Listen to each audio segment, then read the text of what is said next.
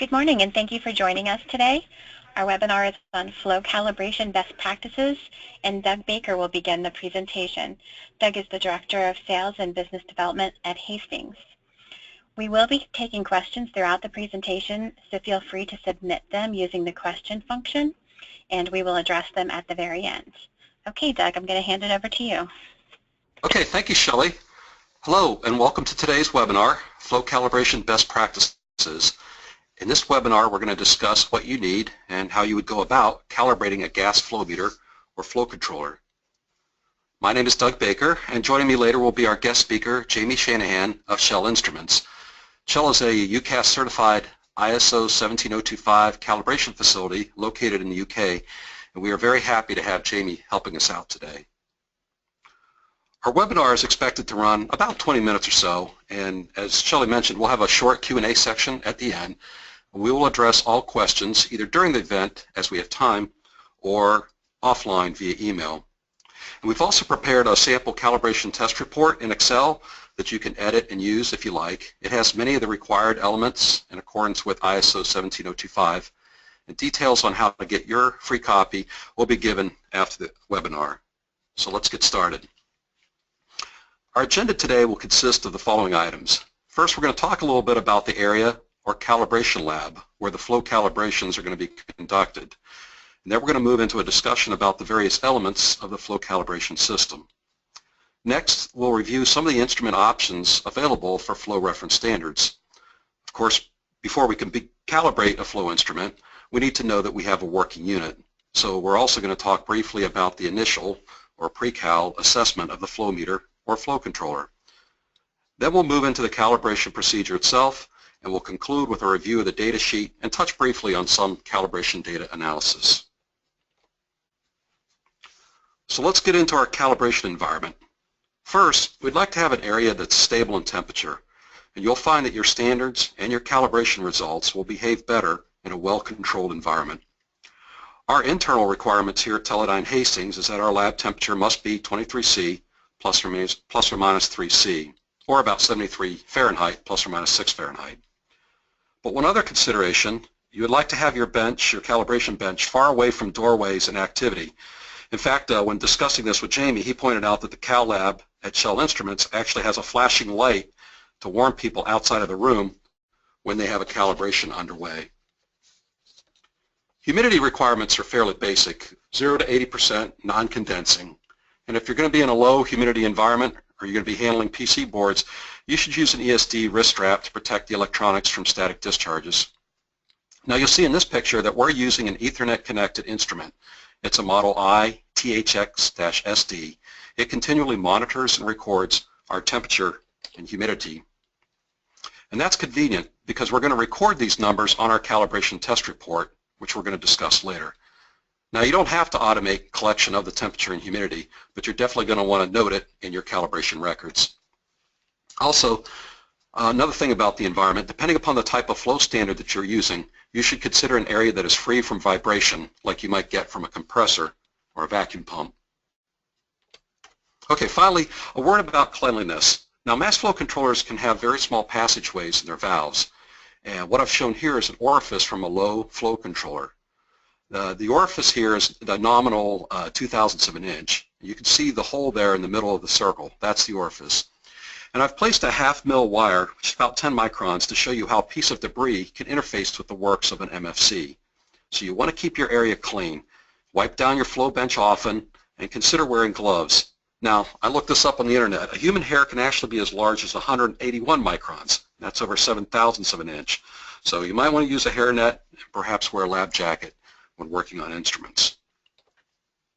All right, let's talk about the calibration system itself. We're going to go into a little detail about your gas source and your regulator. We'll also touch on filtering and tubing. However, before we do that, we're going to take a look at two systems. One system for calibration of flow controllers, the other is for calibrating flow meters. So in the flow calibration system, the path is pretty straightforward. In this diagram, we show the gas coming from a bottle into a regulator. Next, we go through a filter. That's optional, but a good thing to have. And then into the flow reference, or flow standard. And finally, we use the flow controller under test itself to regulate the flow moving through the system. Now, in some cases, there may be upstream and downstream pressure requirements for the flow controller, and that will require it to be moved upstream of the flow reference. Or let's say you're using a piston prover flow reference, we're going to cover that later, you will need that type of reference to vent to atmosphere. So again, the flow controller would need to be moved upstream. Now, another thing you can do in these cases is to set the valve open using valve override and calibrate the unit under test as a flow meter using another flow controller or manual valve to control the flow through the system. So let's look at the setup for calibrating a flow meter. In this case, in addition to the flow meter under test and the flow reference, you will also need a mass flow controller to change the flow rate during the test. The same comments regarding pressures apply again. Now, ideally, we'd like to have the flow reference upstream of the unit under test. That way, any contamination that might be coming from the unit under test does not contaminate the flow reference. Of course, if you're looking for a flow controller to use in this type of flow meter calibration system, we'd like you to consider the Teledyne 300 View. It has a local touchscreen display as well as analog and digital I/O, so it's very flexible for calibration systems. It has a very good accuracy specification, which is 0.5% of reading plus 0.2% of full scale. So if you're calibrating a less accurate instrument, this unit can also serve as a flow reference, and we'll get into some of those later on. All right, next we're going to talk about some of the different gas source options, and for many applications you can simply get a gas bottle with using nitrogen or air. Aside from being heavy, they're generally easy to connect and handle. Now, some labs I've seen have used liquid nitrogen. In this case, you may want to use a heat exchanger to ensure that the gas is near room temperature before being introduced into the calibration system. If your lab has house air supply, you may be able to use that. Ideally, your house air is going to be oil-free or at least filtered and also well-regulated for pressure. I've also shown here a compressor at the bottom of the slide, and you can get these with big ballast tanks. Same comments as before. You don't want oil in your system to get into your test units or your flow standards. So now let's talk a little bit about regulators. And this can often be an overlooked important component of the system. If the regulator is not sized correctly for your system, you can get instability, which in turn is going to show itself in the data. So how do we get the right regulator? Well, when you talk to your supplier, they're going to need to know the following. They're going to want to know the flow rate, maximum, the inlet and outlet pressures, minimum and maximum, and they're also going to ask your gas type, and they're going to want to know whether you want stainless, aluminum, or brass. I also want to say a quick word about filters. If you're going to invest in nice flow reference standards, then you should also consider placing a filter inline to protect your standard. Keep in mind that the filter will have some pressure drop across it with increasing flow, so make sure your system can handle the flow rates, even with the filter. Another consideration is tubing. As expected, you want to think about the flow rates you'll be using. For large systems, make sure your piping's large enough for your highest flow rate. Also, at high flows, try to maintain a straight run of pipe. You'll see different guidelines on this. We always like to see a straight run upstream that's at least 5 times the diameter of the inlet of the unit under test or the flow reference. This will also help give well-behaved flow that in turn will give better calibration data. If you're testing flow controllers at high pressures, of course, make sure your piping is rated correctly for those high pressures. Now, if you're working with low flows, then urethane tubing is very easy to work with. If you're handling really low flows, say like 10 SCCM and less, then you'll want to select small ID tubing and keep the length short so you'll have small volumes. Otherwise, you're going to have long lag time between the flow readings. If you're doing a very small flow, you may want to use a bypass around the regulator. So just as a general comment about piping and tubing, you want to match your tubing size to your flow rates. Now, when you're assembling the system, make sure everything is leak tight. The soap bubble, you see this brand name Snoop, right, can be used to quickly find gross leaks. Now, to detect small leaks, you can also use pressure decay technique, and some flow references will offer this mode in their systems. And you can see here, a leak will corrupt the data run because although the flow is detected by the flow reference shown there, the full flow never quite makes it to the flow meter under test. And speaking of flow references, let's discuss some of the standards that are available.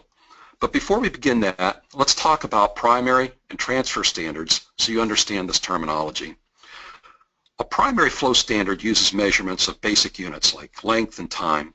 An example would be a piston prover, and I'll show that in a second. Whereas transfer standards are instruments that are calibrated against another device and then brought into your lab.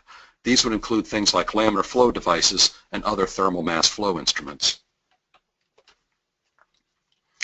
The piston prover, like the one shown here, works with a column of gas from the flow path that sweeps a measured volume over a measured time.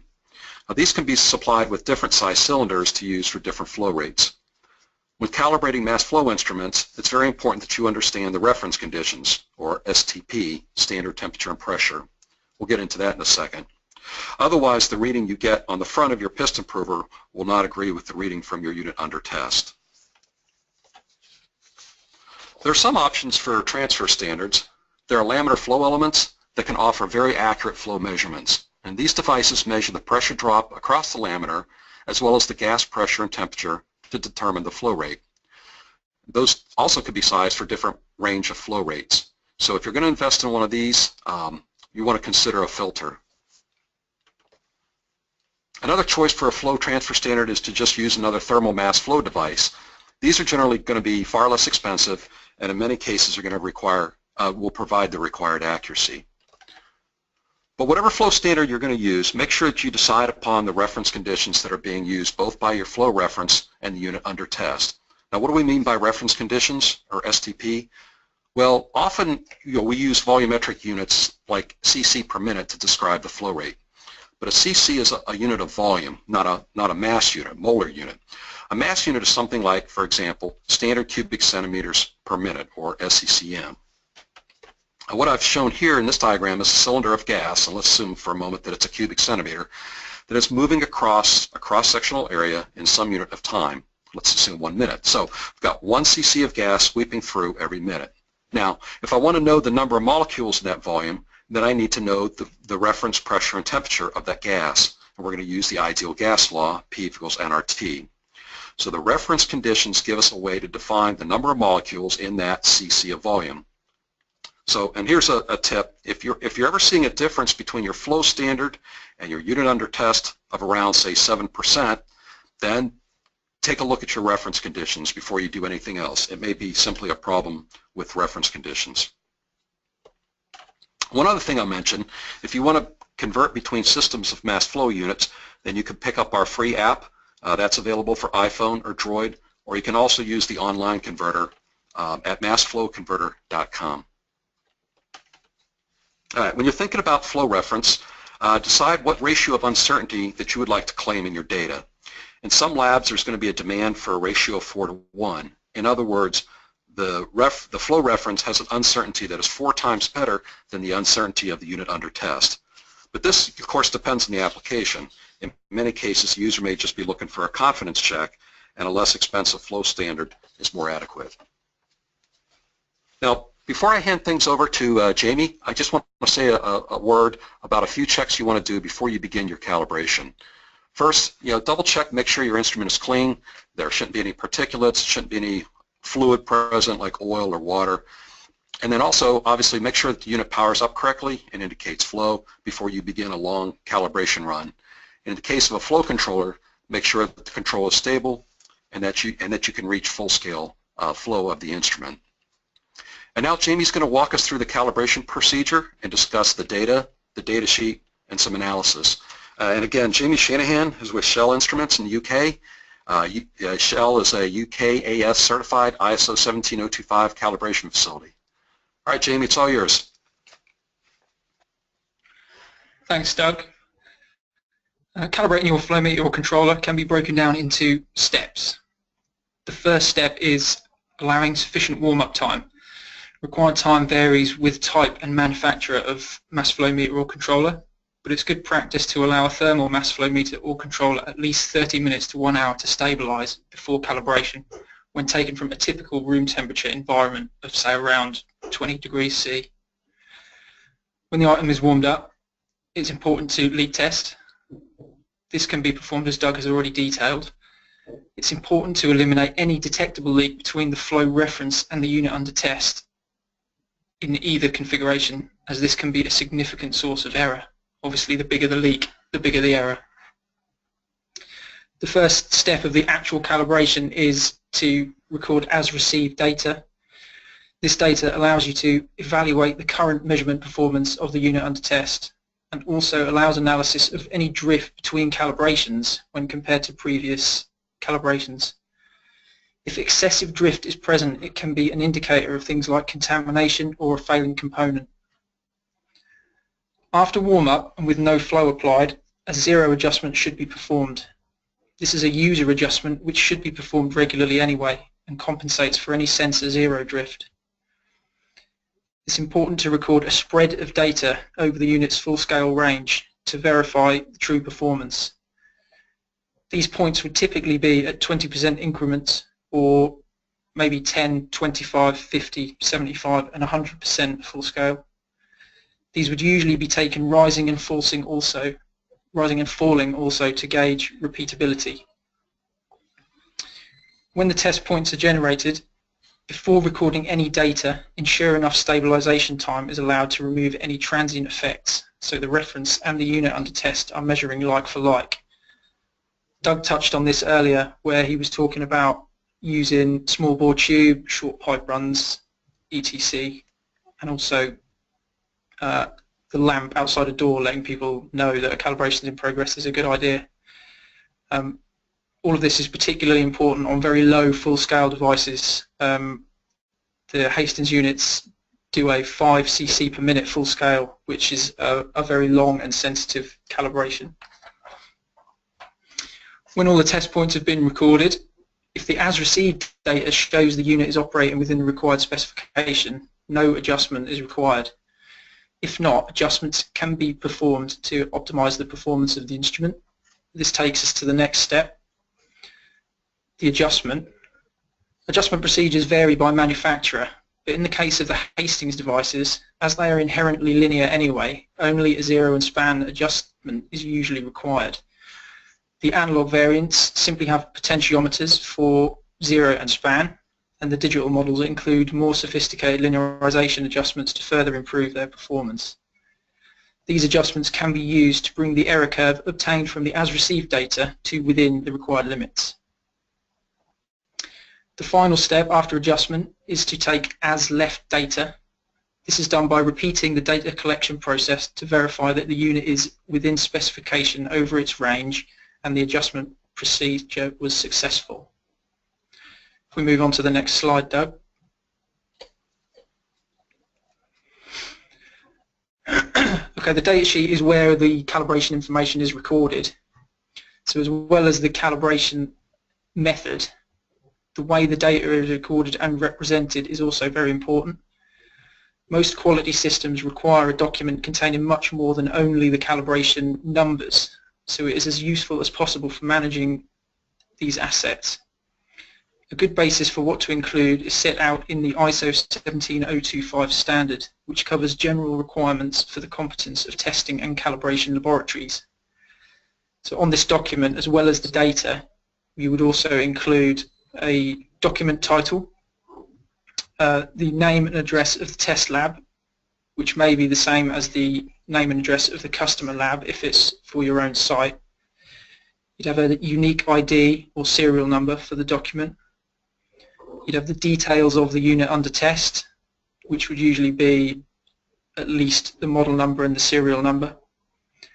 You'd have a method statement detailing how the calibration was performed, and would also include things like line pressures, that kind of thing.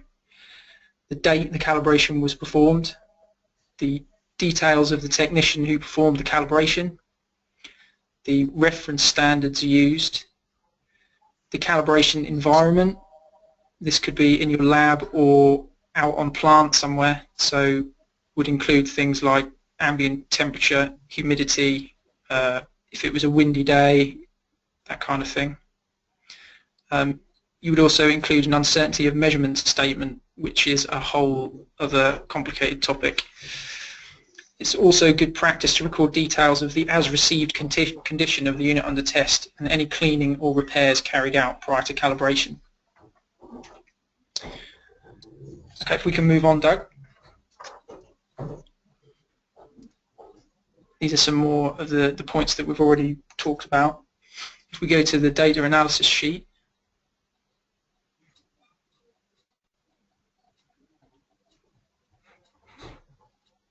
can we go to the data analysis sheet, Doug? Thanks. So when you've collected the data and populated a certificate template, the data can be analysed. Depending on factors such as the unit under test specification, the uncertainty applying to the calibration, and the requirements of a quality system, there are a few ways the error between your flow reference and UUT can be determined and expressed. The simplest is obviously just the difference between the two devices in engineering flow units. Another is in percent of reading or point, and the last is percent of full scale. The equations are shown on the screen. Flow calibration error is most commonly expressed as a percent of reading or full scale, or a combination of both. Most manufacturers publish the device specification in this way, so it's much easier to compare your data with their expected specification to see if it's performing as expected. Using these values, the calibration technician can evaluate whether the unit meets the required specification. It can also be helpful to plot the data graphically as a good visual indicator of performance over the range of an instrument. You can also plot error limits that you're required to be within as well, which makes things very quick and easy. Okay, back over to you, Doug. All right, thanks, Jamie. One more thing we wanted to mention is just that when we're done with a calibration, we always put a calibration label on the side of the unit. That would include the model and serial number, the range and gas.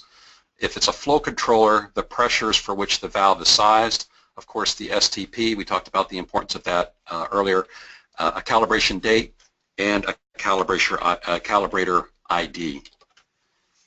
And I also wanted to mention, as we're wrapping up this webinar, that Teledyne Hastings does have service centers located around the world. Of course, there's our factory service center here at Teledyne Hastings.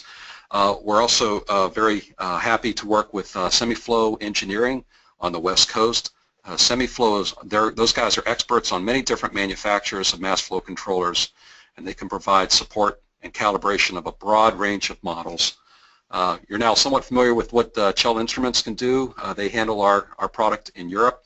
We also have help in China, Shanghai Jiga, and in South Korea with infrared. I want to take a moment here to thank you for participating in today's webinar.